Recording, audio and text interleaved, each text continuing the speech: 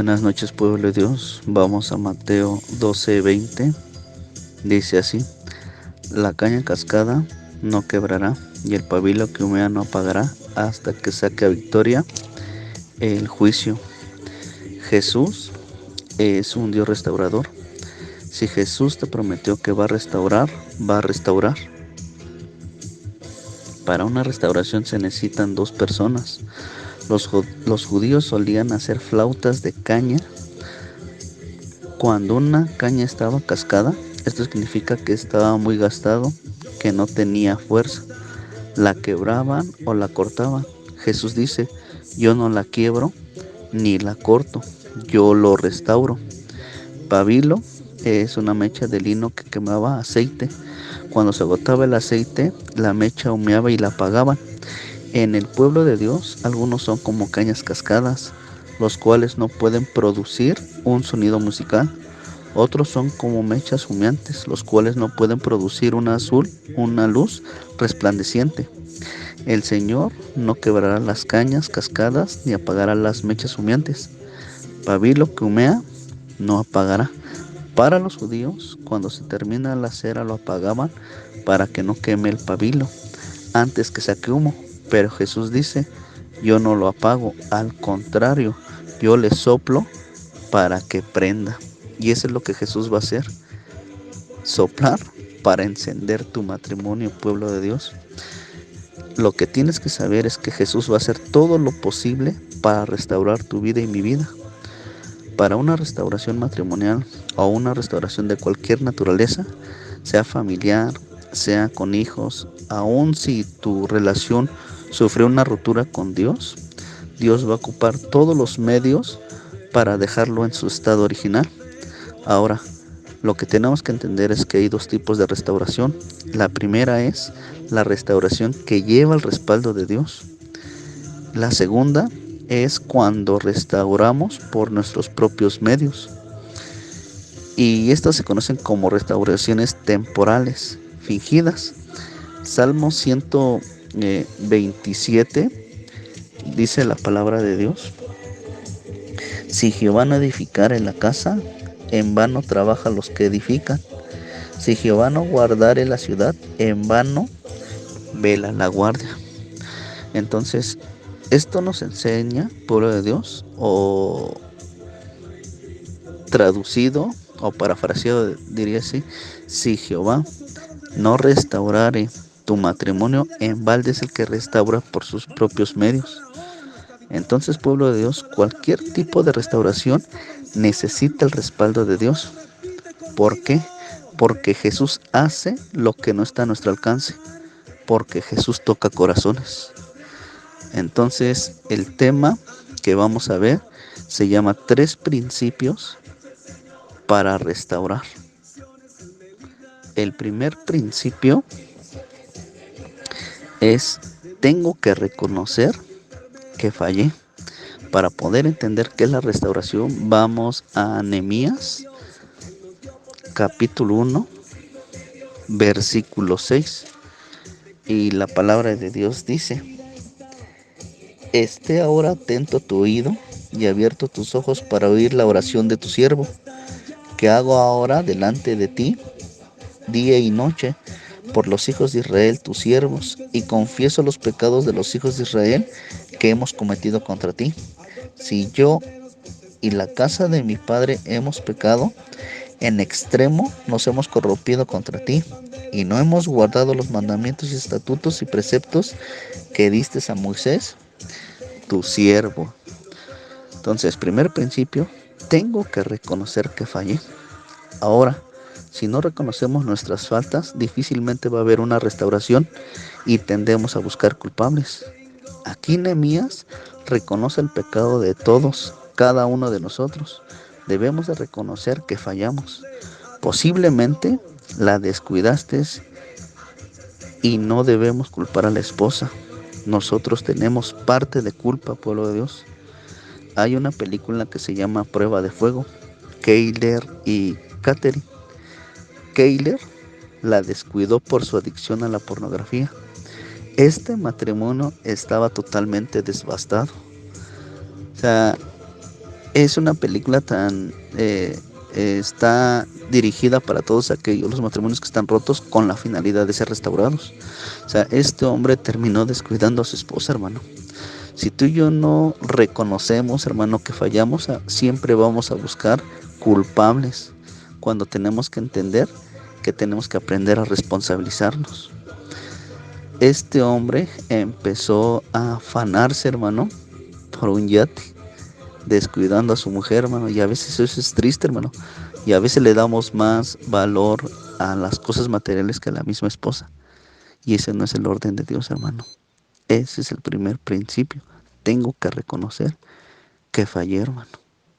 El segundo principio es: debemos calcular el costo de la restauración. Vamos a Nehemías capítulo 2, versículo 13 al 15. Dice así. Dice: y salí de noche por la puerta del valle hacia la fuente del dragón y a la puerta del muladar, y observé los muros de Jerusalén que estaban derribados y sus puertas estaban consumidas por el fuego. Pasé luego a la puerta de la fuente y al estanque del rey, pero no había lugar por donde pasase la cabalgadura en que iba. Y subí de noche por el torrente y observé el muro y di vueltas y entré por la puerta del valle y me volví. Nehemías, antes de convocar al pueblo, tenía que ver las condiciones, cómo estaba el lugar. Pueblo de Dios, tienes que entender que la restauración no es fácil. ¿Qué hizo Nehemías? Se montó en su caballo, recorrió todo el territorio diciendo: tanto de material, tanto de grava, tanto de arena, tanto de agua, tantos trabajadores y tanto tiempo. ¿Qué tengo que hacer o qué tenemos que hacer, pueblo de Dios? Pagar el precio. Vamos al libro de Lucas, capítulo 14, versículo 28 y 29. Y dice así: ¿por qué? ¿Quién de vosotros, queriendo edificar una torre, no se sienta primero, calcula los gastos, a ver si tiene lo que necesita para acabarla? No sea que después que haya puesto el cimiento y no pueda acabarla, todos los que lo vean comiencen a hacer burla de él. Entonces, para una restauración a veces involucra esta economía, pueblo de Dios. Entonces, sí podrás pagar el precio, sí vas a poder con las burlas de la gente. Por ejemplo, que te digan o nos digan: ahí va el cuernudo. ¿Podrás con el vecino si es que anduvo con tu esposa, hermano? Mujer, ¿podrás con la vecina si es que anduvo con tu esposo? Debemos estar dispuestos de pagar el precio, porque hay heridas en el corazón, hay decepciones. Debemos estar conscientes que no va a estar a la primera. La restauración va a llevar tiempo, hermano. Keiler, el esposo de Catherine, hablando de la película Prueba de Fuego, tomó una buena decisión.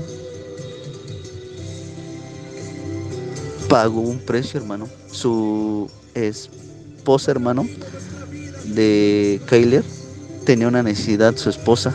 Su madre estaba enferma y necesitaba un tanque de oxígeno, sábanas y ese tipo de cosas.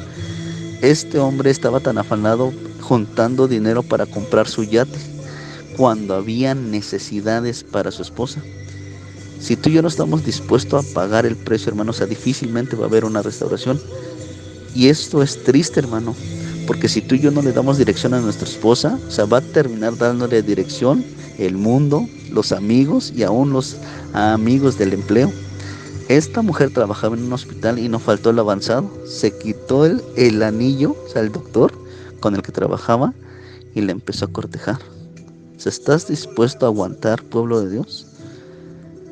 ¿Qué hizo el esposo de Catherine? Fue y pagó, porque se dio cuenta que lo más importante en la tierra es la familia.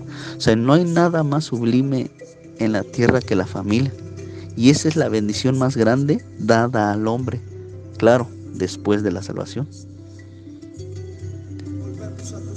Debemos estar dispuestos de pagar el precio, porque hay heridas en el corazón, hay decepciones. Debemos estar conscientes que no va a estar a la primera. La restauración lleva tiempo, pueblo de Dios. Recuerda, Jesús nos dejó una herramienta y se llama el perdón. Y si no hay perdón, no hay restauración. Por la falta de perdón, hay muchos divorcios, pueblo de Dios. Lucas 7:47. Y dice la palabra de Dios. Dice así: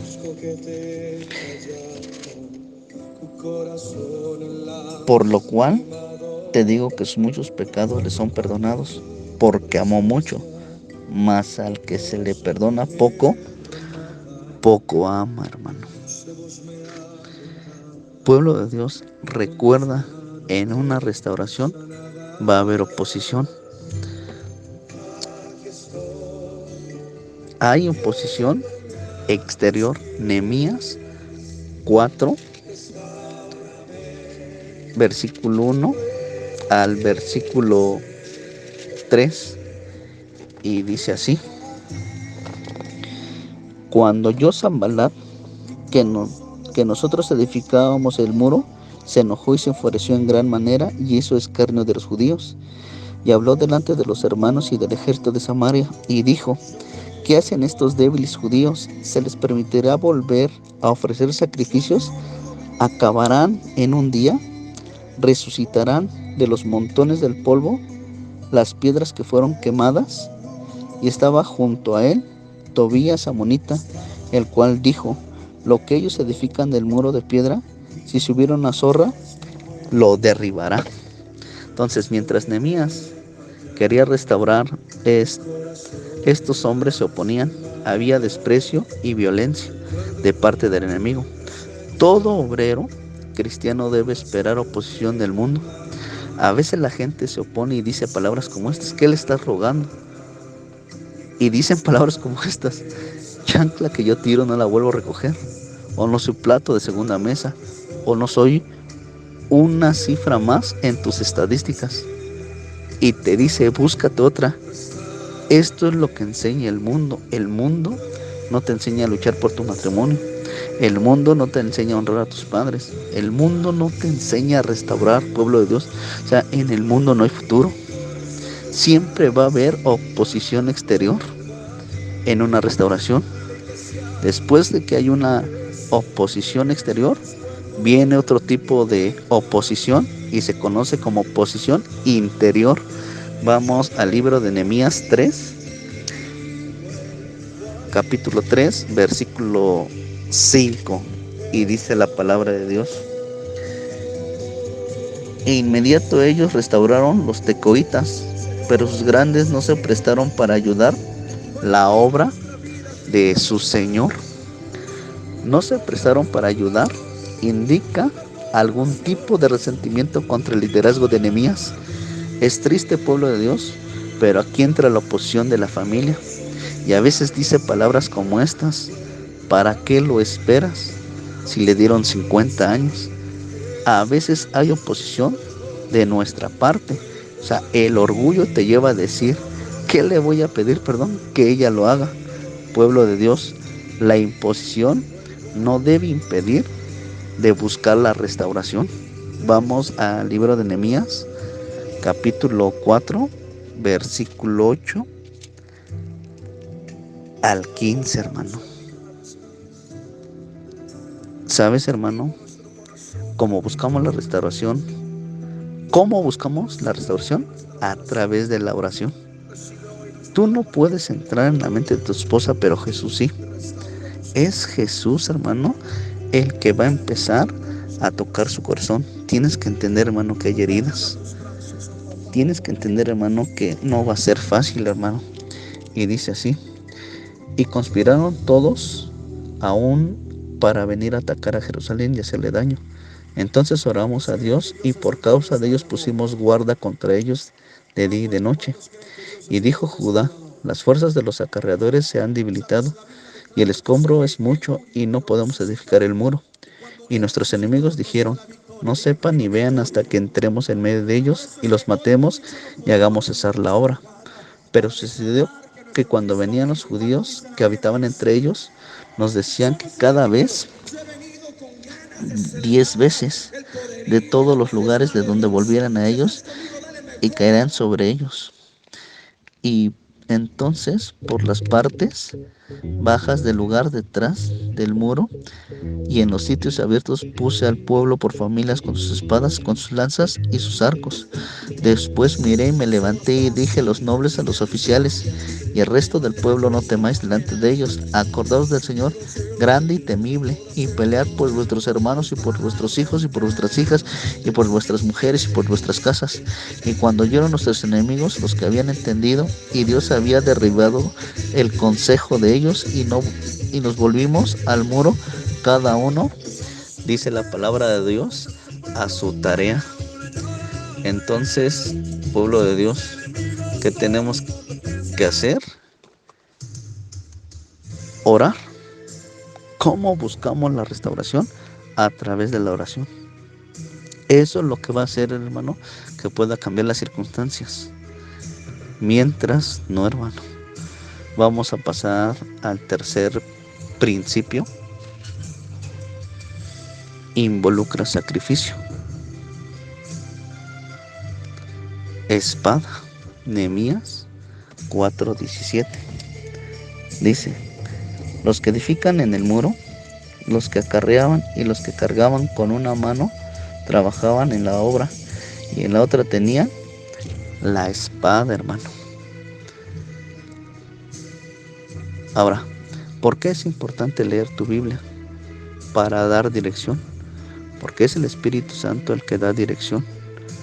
¿Por qué debemos pedir dirección a Dios, hermano? Porque Él es el único, hermano, el que te va a poder guiar en el camino correcto, hermano. ¿Sabes? El tercer principio va a involucrar sacrificio. Nehemías 5, 14 y 15. También, desde el día que mandó el rey que fuesen gobernadores de ellos en la tierra de Judá, desde el año 20 del rey Artajerjes hasta el año 32, 12 años, ni yo ni mis hermanos comimos el pan de los gobernadores. Pero los primeros gobernadores que fueron antes de mí abrumaron al pueblo y tomaron de ellos por el pan y por el vino más de 40 ciclos de plata. Y aún sus criados se enseñoreaban del pueblo, pero yo hice así a causa del temor de Dios. Nehemías, ¿qué hizo? Yo y mi gente están bajo mi mando. No les hemos fijado impuestos. Nehemías prácticamente dijo: soy un gobernador. Si recae una responsabilidad sobre ustedes, yo la acepto. Yo me responsabilizo. Yo me sacrifico por ustedes. Pueblo de Dios, asume toda la culpa, los reproches. A veces tienes que quedarte callado y dile: está bien, mujer, lo acepto. ¿Sabes, hermano? Cuando tú te sacrificas tienes que aprenderte a quedar callado, hermano. Yo recuerdo cómo es que mi esposa pues me reprochaba y me decía, y me quedaba callado. ¿Sabes qué le decía? Sí, mujer, fallé, me equivoqué, fui desleal en todas las áreas, pero ¿qué crees? Me arrepentí. Entonces, pueblo de Dios, asume toda la responsabilidad. Para terminar, una vez que el muro se levantó, todos se juntaron y decidieron guardar la palabra de Dios. Vamos a Nehemías para terminar, capítulo 10, versículo 29. Y dice la palabra de Dios: y se reunieron con sus hermanos principales para protestar y jurar que andarían en la ley de Dios, que fue dada por Moisés, siervo de Dios, y que guardarían y cumplirían todos los mandamientos y decretos y estatutos de Jehová, nuestro Dios. Aquí ya terminaron los muros. Nehemías y el pueblo se comprometieron con el Señor para andar en sus estatutos, o sea, adorarlo al Señor. Cuando Dios restaura un matrimonio, una amistad, viene a ser más fuerte que el primero.